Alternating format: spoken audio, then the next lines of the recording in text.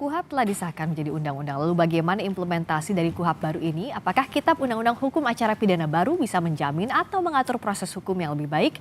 Kita bahas bersama anggota Komisi 3 DPR RI fraksi Golkar, Sudesson Tandra, dan Ketua YLBHI Muhammad Isnur. Selamat malam Mas Isnur, Pak Sudesson. Selamat malam Mbak. Malam, apa kabar? Tandra. Alhamdulillah sehat-sehat. Nah, karena ada semuanya di sini, marilah kita berdiskusi soal KUHP baru. Saya ke Mas Isnur dulu. Setelah disahkan, sebenarnya masih ada pasal-pasal yang dianggap problematik atau enggak sih? Sangat banyak, Mbak. Misalnya jadi gini, apa? tadi klaimnya gini, klaimnya ada penambahan hak Warga negara. Iya, dalam hak tersangka, hak saksi, hak korban ditambahkan. Ya pertanyaan besarnya, kalau dia nggak dipenuhi, apa dampaknya? Itu yang nggak ada di KUHP. Misalnya gini, ada dilakukan kekerasan penyiksaan, ya kan? Itu di mana dievaluasinya? Bagaimana bukti-bukti yang didapat dari penyiksaan? Bagaimana kasusnya? Apakah kemudian dihentikan prosesnya? Itu nggak ada, Bang. Misalnya juga hak advokat, ada precautionary rules, dia pre-trials, ngecek berkas. Tapi pertanyaannya kalau kemudian advokat nggak dikasih berkasnya, apa dampaknya? Apakah ada exclusionary rules, ada pengecualian terhadap bukti-bukti yang nggak didapat dari situ? Jadi seolah-olah dia ada bangunannya seolah rapih, padahal dia keropos sebenarnya. Dia nggak berdampak pada kasusnya atau ke pengawasannya sendiri. Itu yang kita kritik. Dan banyak lagi yang lain. Misalnya gini, ada pasal tentang penjebakan, pembelian dengan penjebakan. Dulu sebelumnya itu hanya boleh berlaku di narkotik. Karena bagian dari extraordinary rules, hukum yang sangat berat ya. Crime, ya. Nah, sekarang dia berlaku di penyelidikan dan untuk seluruh perkara. Kadang ada penjelasannya. Kalau begitu bisa berbahaya. Untuk perkara apapun penyelidik bisa melakukan undercover buy. Jadi kalau begitu jangan-jangan orang sangat mudah dijebak. Sangat mudah dilakukan rekayasa. Selebihnya Mbak, bagi saya secara fundamental sebenarnya ini sama saja. Misalnya gini, penangkapan 1x24 jam. Penahanan 20, 40 plus 60. Sama aja. Nggak ada juga evaluasi bagaimana penahanan itu. Sama aja. Sekarang kalau orang ditahan gak sah, lagi-lagi ngajuin ke pra-peradilan. Nggak ada perubahannya secara signifikan di situ. Tidak diselesaikan di mekanisme ada di KUHP Persis, juga. padahal problem utama KUHP adalah penggunaan upaya paksa secara sewenang-wenang. Penahanan nggak ada yang evaluasi. Evaluasinya mengandalkan prapid. Prapid mengandalkan keberanian. Dari masing-masing tersangka. Nah kan ini kan susah dilaksanakannya. Kita bahas dulu soal tadi beberapa poin yang dianggap Mas Isnur masih mengganjal dan dia. Satu lagi Mbak. Ini ketika berlaku 2 Januari itu bagi saya sangat repot dan membahayakan. Terlalu cepat waktunya. Pertama gini, di KUHP itu sangat banyak penjelasan pasal-pasal yang harus ada pengaturan PP-nya. Sangat banyak, hampir lebih dari 15 poin PP itu diperlukan. Sedangkan sekarang belum ada PP-nya. Bagaimana pemberlakuan pasal yang nggak ada penjelasannya, nggak ada PP-nya? Harusnya ada masa pembuatan dulu PP. PP-nya selesaikan dulu, baru berlaku. Sederhananya masa transisi begitu ya sebelum. Yang kedua masa transisi, penyiapan dulu kepolisiannya, sosialisasi, pelatihan, pendidikan, pembuatan modul dan turunan-turunannya ini kan nggak ada. Jadi ini akan saya membayangkan ya akan tercipta kekacauan di Januari besok. Gimana Pak Sudesson? Ya, terima kasih ya, itu pendapat beliau ya kita terimalah. Dalam negara demokrasi kan perbedaan pendapat itu hal yang biasa. Dan kami terima kasih ya karena beliau juga sebagai warga negara, sebagai orang yang berproses di bidang pembelaan tentu mempunyai pandangan seperti itu. Tapi begini, kalau saya secara pribadi melihat begini. Kita kalau melihat undang-undang itu kita harus melihat dalam suatu keseluruhannya. Kita nggak bisa melihat masalah KUHP terpisah dari KUHP atau terpisah dari undang-undang kepolisian dan sebagainya. Misalnya ambil contoh tadi mengenai penahanan itu kan. Nah, penahanan itu di dalam undang-undang acara ya itu berlaku seperti itu. Artinya membatasi waktu penahanan. 20 hari dapat diperpanjang, itu selalu begitu kan. Nah, tetapi kita harus melihat KUHP ini di dalam porsi yang jauh lebih besar. Ya kan? Misalnya kita bicara mengenai adanya unsur transparansi di dalam KUHP. Yang kedua, kita harus melihat bahwa KUHP ini untuk menjawab ya pidana yang awalnya retributif yang bersifat untuk menghukum, kita sekarang berubah menjadi pidana yang bersifat restoratif. Nah, ini hal ini pertama. Nah, dari situ turunannya kemudian kita melihat bahwa yang seperti tadi pidato yang Ketua Komisi 3, kewenangan negara itu terlalu powerful, maka kita harus ada penyeimbangannya, ya. Ini namanya contrarius actus, ya. Warga negara itu harus mendapatkan keseimbangannya. Oleh karena itu di dalam KUHP ini justru kedudukan negara dalam hal berperkara dengan warga negara itu menjadi setara. Nah, bagaimana caranya? Kewenangan advokat kita perbesar, ya kan? Sampai di tingkat di mana advokat dapat mendampingi, ya, mulai dari penyidikan sampai ke proses pengadilan. Yang tadi saya agak mengkritik sedikit apa yang diinformasikan, bahwa penyelidikan itu bukan masuk upaya paksa, sehingga tidak bisa orang ditangkap di dalam penyelidikan. Di dalam KUHP sudah jelas diatur, gitu, ya. Tapi misalnya begini, dalam hal terjadi orang itu aparat penyelidik itu di dalam rangka dia menyelidiki, terjadi perbuatan, itu kan namanya tertangkap tangan, ya kan? Itu ada prosesnya lagi. Dan kan itu diatur? Diatur, jelas.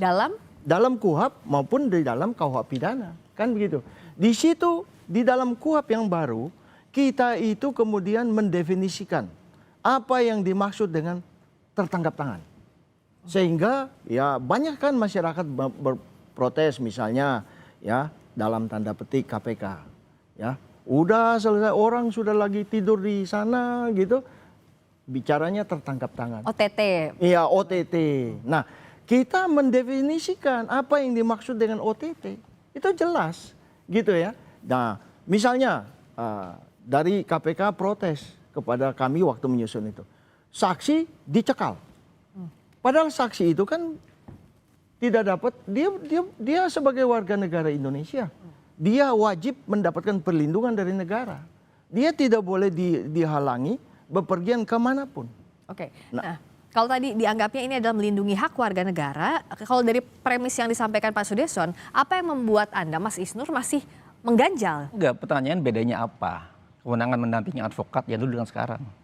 Perbedaannya adalah di KUHP yang sekarang, advokat bisa menyatakan keberatan atas proses yang selama dia pendampingan, itu yang baru di KUHP yang sekarang. Tetapi setelah dia keberatan, ditulis dalam BAP.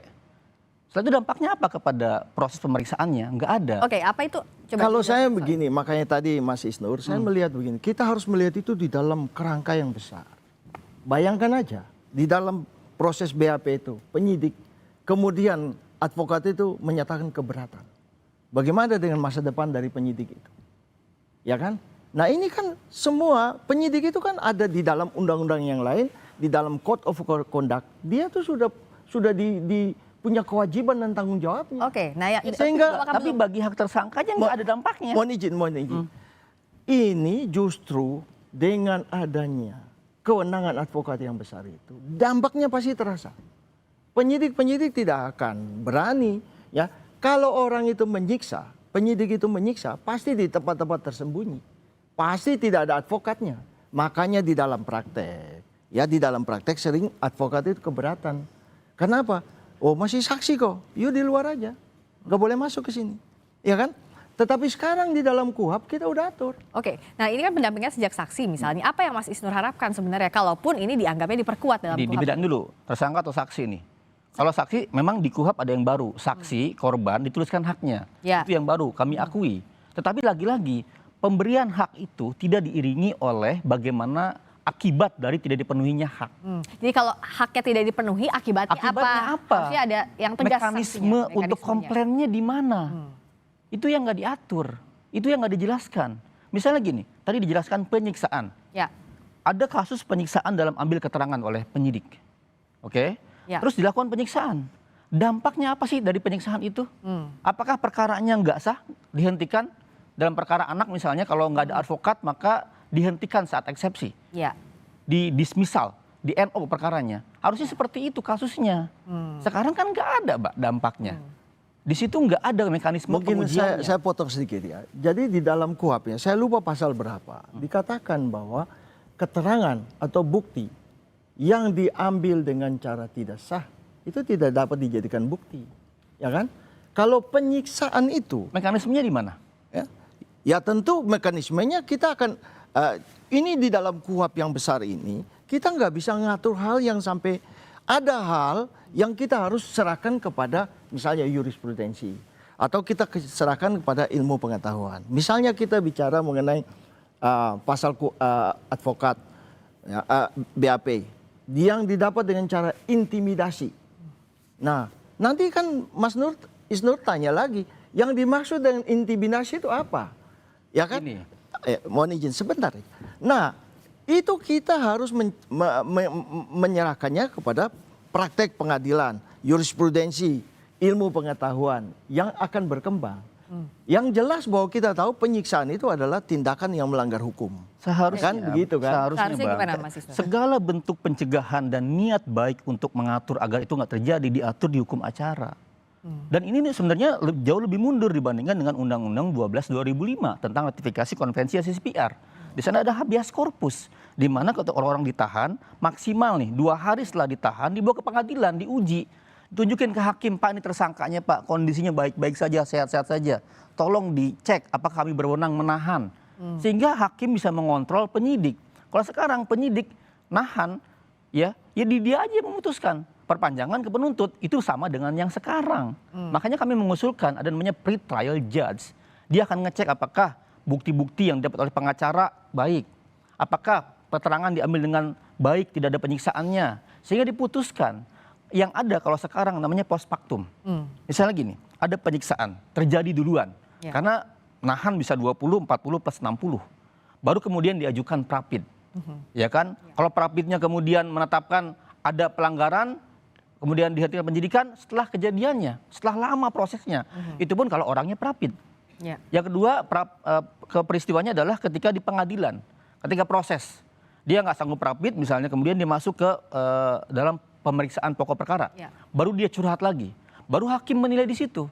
Itulah peristiwa yang terjadi sekarang. Ya. Jadi setelah pelanggaran terjadi, kekerasan banyak, penyiksaan banyak, baru dievaluasi di ujung. Jadi post factumnya artinya setelah ada kejadian dulu baru Kejadiannya, itu itu diuji yang nanti kita harus sampai di pengadilan. ubah. Bagaimana mengawasi agar cepat, harusnya adalah prefaktum. Oke. Nah, pengawasannya gimana kalau sekarang kan diragukan kan soal pengawasan? Ya, jadi begini. Itu juga sudah kita bicarakan, lama sekali bicarakan. Nah, kita menyusun undang-undang itu bukan saja masalah hukum yang kita perhatikan. Kita harus melihat letak geografis. Kita harus melihat banyak hal. Kita bicara mengenai izin pengadilan lah, ya. Itu terjadi kalau Mas Isnur tinggal di Jakarta. Bagaimana dengan di Papua itu, dapil saya Papua Tengah. Polisi jalan bisa 1 bulan. Kalau izin pengadilan, penjahatnya udah lari. Nah, di dalam KUHP itu kita atur. Yang ancamannya 5 tahun ke atas, wajib didampingi oleh advokat.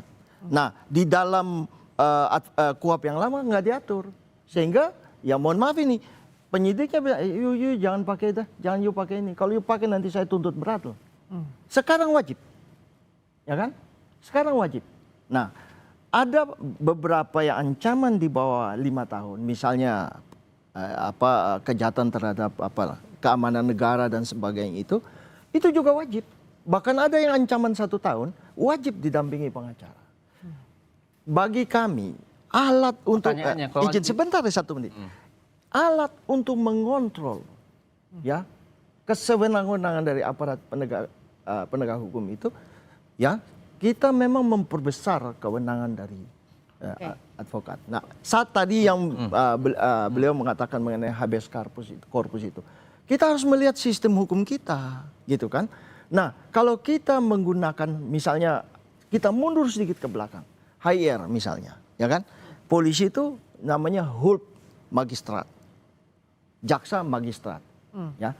HULP magistrat itu apa? Terjemahan secara bebas saja, pembantu jaksa. Oke. Nah, tetapi mulai dari kita belum merdeka sampai kita merdeka, konflik kewenangan tetap ada. Oke. Nah, Mas Isnur Nah, punya itu. pertanyaan. Iya. Jadi saya ingin bilang, kita sudah punya Undang-Undang 518 tentang anti penyiksaan. Di sana dijelaskan kalau ada orang penyiksaan maka berkasnya nggak sah, dibalikin. Sekarang orang nggak didampingi oleh advokat. Pertanyaan dampaknya apa bagi perkara? Di Undang-Undang SPPA, Mbak, perkara anak, kalau nggak didampingi oleh advokat anak itu, maka perkaranya di NO. Ya. Di KUHP ada nggak pernyataan seperti itu? Perkaranya di NO? Nggak ada. Jadi saya ingin bilang bahwa ada banyak notes, pasal-pasal pemberian hak, tapi tidak diiringi oleh bagaimana ketika terlanggar. Itu yang kami sesalkan, Mbak. Sebenarnya gini, kami kan diundang oleh Komisi 3. Ya.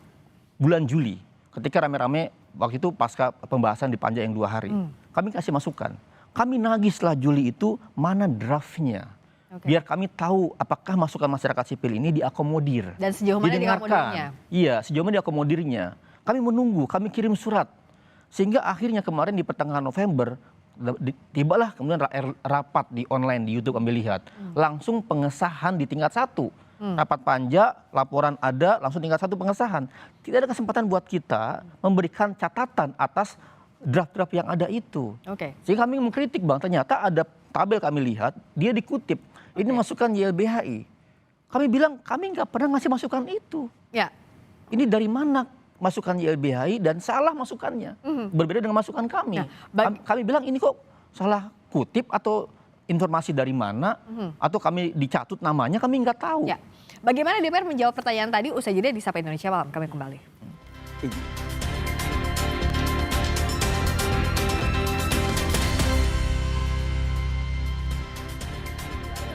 Masih di Sapa Indonesia Malam, saya tanya ke Pak Sudeson. Tadi kan ada keberatan dari Mas Isnur. Diajak ngobrol, waktu itu diajak berdiskusi dalam forum resmi Juli, tapi pada praktiknya yang dikutip tidak sesuai dengan apa yang jadi masukan masyarakat sipil.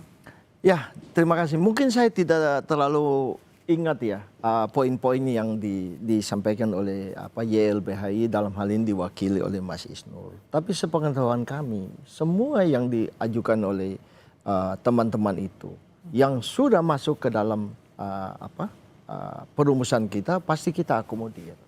Ya, memang teman-teman dari YLBHI dan teman-teman yang lain itu memang mempersoalkan hal-hal yang berkaitan dengan hak asasi manusia, dengan hak korban, hak dari tersangka, dan kami melihat bahwa semua hak-hak tersangka yang maksimal itu sudah kami penuhi. Dan begini, kita juga harus melihat keseimbangannya, ya, dalam hal-hal tertentu, di dalam kejahatan-kejahatan berat. Kalau kewenangan dari aparat penegak hukum itu kemudian dipangkas, kejahatan itu nggak bisa terungkap. Nah, itulah sebabnya kita harus melihat suatu keseimbangan yang ada. Saya rasa demikian. Gini, Tapi kalau misalnya pada praktiknya tidak tercantum di sana, apa yang bisa dilakukan? Sekarang kan sudah diketok palu. ada kejahatan berat yang diatur oleh undang-undang tertentu. Maka biarkan hukum acaranya di sana. Jangan dimasukin yang di generiknya. Ya. Ketika undercover buy, pengaturan yang khusus untuk narkotik, Ya. itu kan kita nggak masalah, Bang. Selama ini kami dukung. Karena untuk narkotik, tiba-tiba dia ada diatur di kewenangan penyelidik.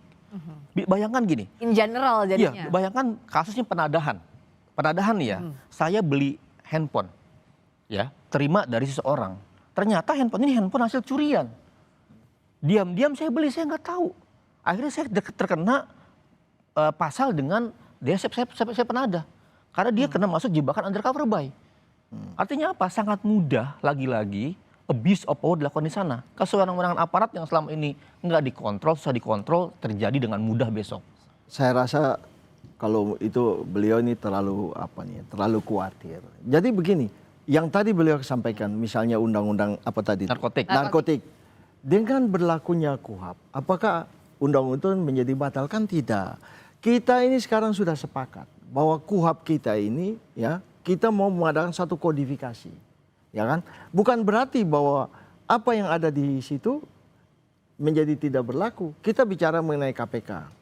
Bukan berarti bahwa KPK kemudian undang-undang berlaku, kewenangannya dia menjadi terbatas, tidak. Ya, harusnya kalau begitu, Bang, di KUHP-nya dijelaskan undercover buy ya untuk kasus narkotik. Lex spesialisnya yang khususnya disebutkan di penjelasan itu di bagian jadi begini, ada hal-hal semuanya. tertentu yang akan dijelaskan di dalam peraturan pemerintah. Itu sudah di dalam aturan peralihan. Yang kedua, tadi dibicarakan mengenai KUHP yang akan segera berlaku. 2 Januari. Kan pemerintah itu menjadi kewajiban dari pemerintah. untuk segera sedapat mungkin mengeluarkan peraturan pemerintahnya supaya ini bisa dapat Dan sampai sekarang berlaku. belum ada.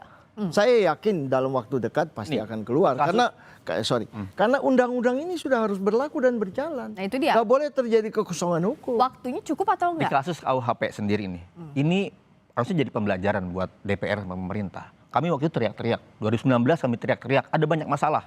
Kata pemerintah dan DPR nggak ada, mau disahkan tingkat 1. Tapi Jokowi menjelang tingkat 2 di cancel. Akhirnya dalam proses menuju 2022-2023 ditemukan banyak pasal, diperbaiki akhirnya. Disahkan 2003 kami masih kritik, masih banyak masalah Pak, sabar dulu Pak. Akhirnya apa sekarang? Sekarang sedang disusun RUU penyesuaian pidana. Perbaikan pasal-pasal KUHP. Jadi KUHP belum berlaku aja. Udah ada penyesuaiannya. Ada pengakuan akan kesalahan di undang-undang yang lama dengan bikin draft undang-undang baru penyesuaian pidana. Di KUHP ini kejadiannya sama. Ketidaksabaran untuk berproses dan memaksimalkan draft yang ada menimbulkan banyak bolong, malah menimbulkan potensi-potensi yang lebih berbahaya. Ya. Dan kami tuh punya prediksi, ini sama nih kayak KUHP nih. Biasanya juga nggak lama lagi diakui bolong-bolong kesalahannya. Tapi harusnya buat undang-undang nggak begitu. Nggak tergesa-gesa, nggak ceroboh, pelan-pelan gitu loh. Dan apakah Januari kalau nggak ada KUHP baru itu nggak berlaku? Ya enggak juga. Harusnya ketika ada KUHP memandatkan beberapa kebutuhan. Misalnya adalah soal sanksi sosial. Ya, soal kejahatan korporasi. Maka KUHP yang diperbaiki fokusnya, makanya kawan kami menyarankan sebaiknya KUHP yang dibuat sekarang adalah menjawab kebutuhan KUHP. Apa itu? 2 hal saja, sanksi sosial dan korporasi. Jangan semuanya pengen dibahas tapi malah banyak bolong-bolongnya dan malah membuat makin bahaya. Apakah ini jadi tergesa justru memunculkan potensi bahaya tanda kutip pada pelaksanaannya? Menurut kami juga tidak. Jadi yang tadi dikatakan oleh Mas Isnur itu memang betul. Kami sedang lagi membahas mengenai penyesuaian tadi. Tapi kan itu hanya minor, bukan hal-hal yang itu bisa mengenai dulu karena KUHP yang lama itu mengenai apa denda itu tidak diatur secara terperinci. Nah sekarang kan sudah kemudian diatur misalnya denda kategori 1, kategori 2, kategori 3. Hanya itu, tidak sesuatu yang yang substansial ya. Yang itu aja, tidak sampai cenderung untuk merampas hak warga negara atau cenderung untuk otoriter, tidak ada. Nah, di dalam KUHP kita ini, kalau saya sebagai manusia harus mengatakan bahwa kita kan manusia, pasti ada kelemahannya kan. Tetapi kita sudah semaksimal mungkin mengatur ini, sehingga ini kita berharap ini dapat menjawab persoalan-persoalan. Nah, KUHP kita ini kan pada prinsipnya adalah untuk membatasi kewenangan aparat penegak hukum untuk mencegah tindakan kesewenang-wenangan. Maka tadi di awal saya katakan, di unsur KUHP ini ada 2 hal. Satu, transparansi. Kita membutuhkan transparansi. Dan yang kedua, perlindungan kepada hak asasi manusia. Nah, dari situ kita turunkan semua. Jadi kalau dikatakan bahwa KUHP ini sebenarnya lebih jelek dari KUHP lama, ya menurut Mas saja, bagaimana dulu Mas sebagai seorang pemberi bantuan hukum dan advokat. Nah, ini 2 hal di dalam KUHP kita sudah mendefinisikan pemberi bantuan hukum dan advokat. Jangan Mas sekarang dulu aja ke KPK misalnya. Ya saya sempat tanya kan, setuju nggak kalau saksi kemudian dicekal? Setuju nggak kemudian, kan Mas waktu itu menjawab tidak setuju. Nah, itu saja kan sudah ada suatu perbedaan besar. Bahkan di dalam proses penyelidikan wajib didampingi oleh advokat. Nah, kalau sekarang ini harus berlaku 2 Januari. Mas Isnur, apa yang jadi kekhawatirannya? Itu nggak logis banget, Mbak. Kalau undang-undang tuh harus ada masa transisinya. Masa pembuatan PP-nya dulu. PP-nya berapa lama dibutuhkan? KUHP 3 tahun aja belum jadi nih PP-PP-nya semua. Mau berlaku Januari, sampai sekarang belum jadi. Yang kedua, masa persiapannya, sosialisasi kepada kepolisiannya, kepada penuntutnya, kepada Mahkamah Agung. Dan di berbagai tingkat begitu ya? Iya dong, agar dia siap dulu. Ini apa pemahamannya? Jangankan anggota polisi, anggota DPR saja mungkin antar mereka bisa berdebat. Belum lagi ahli-ahlinya, para pengajar-pengajarnya belum memahami draft ini. Ini baru diupload, Mbak, pagi hari menjelang pengesahan. Kami baru tahu draft ini seperti ini. Kami nggak sempat lagi kasih masukan sehingga minta penundaan dan lain-lain gitu. Jadi ini sangat tidak logis dan berbahaya ketika ada banyak pasal-pasal multitafsir ditafsirkan berbeda oleh kepolisian. Ya. Misalnya gini, tadi yang saya bilang pembelian terselubung. Karena sudah ada kewenangannya di sini sebagai penyelidik sebagai penyelidik misalnya. Sini ada nih kewenangan pembelian terselubung. Saya datang aja ke Jatinegara, datang ke pasar Klender, ya kan? Ada pembeli ini ya kan, barangnya tahu saya ini barang hasil curian nih. Langsung saya grab aja di situ beli tangkap. Karena penafsiran hukumnya pun Penafsiran berbeda. hukumnya bisa berbahaya karena nggak ada PP dan lain-lainnya. Terus yang berikutnya gini, kenapa saya bilang berbahaya Bang? Penyitaan, penggeledahan, pemblokiran itu ada kewajiban hakim. Ya. Tetapi dibuka klausul dengan dalam keadaan mendesak, nggak perlu izin hakim. Tapi ada pasal yang berbahaya, ayatnya gini bunyi Mbak, dengan penilaian penyidik. Jadi situasi mendesak itu diserahkan terserah penyidik. Subjektif artinya. Subjektif. Artinya apa? Kapanpun kita bisa diblokir, bisa disita, Kalau bisa dianggap mendesak digeledah berdasarkan dengan subjektivitas dari asumsi subjektif dari penyidik. Oke. Itu berbahaya. Apa antisipasinya jikalau ini terjadi di lapangan dan apa tindakan preventif? Kan dan itu kan evaluasi? masuk ke dalam upaya paksa dan itu dapat di-challenge, ya kan? Jadi kalau kita bicara mengenai kewenangan itu, kan ada diskresi-diskresi yang nggak mungkin kita atur, ya kan? Misalnya nih kita bicara mengenai ada seseorang yang lewat begitu, dia berpakaian necis dan sebagainya. Apakah dia orang baik atau penjahat kan kita nggak tahu. Apakah polisi harus pergi ke sana dulu, bikin surat penangkapan? Nggak bisa, itu di dalam satu naluri polisi itu dia dengan sendirinya dia akan melihat, oh ini kelihatannya mau melakukan kejahatan, diikutilah dia, nangkep. Nah namanya tertangkap tangan, ya kan? Jadi persoalan-persoalan yang diskresional itu nggak bisa kita atur. Misalnya tadi Mas Isnur mengatakan, bagaimana caranya itu? Kalau kita memblokir itu. Dalam kecepatan perbankan misalnya, 1 detik uang sudah hilang keluar. Kejahatan-kejahatan judi online dan sebagainya. Apakah kita harus menunggu untuk meminta izin ke pengadilan?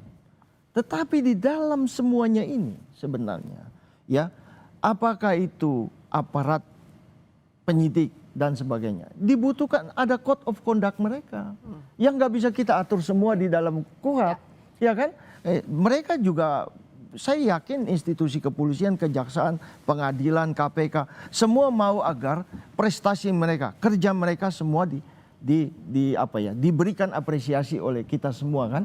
Oleh karena itu mereka wajib melakukan sesuatu yang baik. Oke, karena ini kan berlaku 2 Januari, apa sebenarnya kalau dari YLBHI yang sebenarnya masih diharapkan bisa dilakukan begitu sebelum penerapan KUHP yang baru? Saya sih meminta Pak Prabowo ya melakukan, kalau ini disahkan ya, pertama nggak tanda tangan dulu. Karena berlaku secara otomatis Perpu deh. Perpunya adalah dengan mengubah pasal-pasal yang berbahaya, kemudian dengan melakukan transisi atau penundaan. Nanti Perpu nggak setuju lagi. Ini di Pak Prabowo ya, minimal pemberlakuannya jangan dulu. Sehingga dia dimaksimalkan untuk perubahan-perubahannya. Kan DPR sudah lewat nih sekarang. Menurut saya Bolanya sih di pemerintah sekarang situasi seperti itu. Karena apa? Pemerintah yang menerapkan, pemerintah yang buat PP-PP-nya, pemerintah yang sosialisasi kepada seluruh instrumen di bawah. Penyidik ini kan ribuan Mbak kasusnya. Dan banyak sekali penyidik yang menurut saya, banyak yang baik tapi juga banyak yang nakal. Dia akan gunakan kewenangan-kewenangan ini dengan intensi yang tidak baik. Atau malicious investigation gitu. Penuntut misalnya. Kan sekarang aja Mbak, udah terbuka seperti ini, banyak yang berani. Neko-neko, DPR nih marah-marah terus. Sama institusi Komisi 3 kan marah-marah terus, evaluasi terus. Tapi evaluasi tidak menyelesaikan akar masalahnya. Kalau sekarang begitu mungkin. Solusinya adalah Pak Prabowo keluarkan Perpu ya, penundaan pemberlakuan. Bola sekarang di pemerintah, apakah instrumen dan sosialisasinya akan bisa berlangsung dengan baik karena waktunya pendek sampai 2 Januari. Terima kasih Mas Isnur, terima kasih Pak Sudirman sudah hadir di Sapa Terima kasih. Indonesia Malam. Selamat malam. Berikutnya saudara kami